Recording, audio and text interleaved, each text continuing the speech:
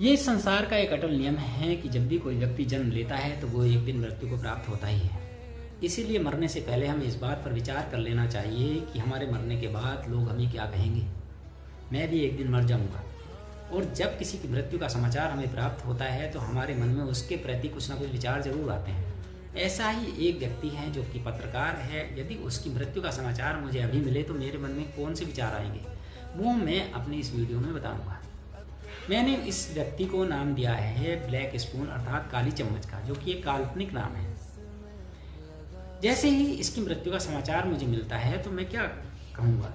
Black spoon नाम की इस पत्रकार की मृत्यु का समाचार सुनकर के बहुत दुख हुआ। ये देश की एक जानी मानी पत्रकार थी। समाचार पढ़ने में इतनी बेबाक थी कि यदि झूठे से झूठे समाचार को भी पढ़ दे तो लोग उसे सच मान लेते थे। लेकिन अपने किसी भी प्रोग्राम में इसने देश के मूलभूत मुद्दों को नहीं उठाया। ये अपने प्रोग्राम में केवल और केवल उन्हीं मुद्दों को जगह देती थी जो सरकार को खुश कर सके या सरकार में बैठे हुए मंत्री को खुश कर सके। इसने कभी भी देश में बढ़ती हुई महंगाई, बढ़ती हुई बेरोजगारी और बढ़ते हुए भ्रष्टाचार पर चर्चा नहीं की, और बस इसीलिए इसे कुछ लोग एक चाटुकार या तलवे चाटने वाली पत्रकार कह करके बुलाते थे। यहाँ तक कि सन 2026 में जब नीट का पेपर लीक हुआ और कुछ बच्चों ने सुसाइड कर लिया तो इसने सरकार से एक भी सवाल नहीं किया।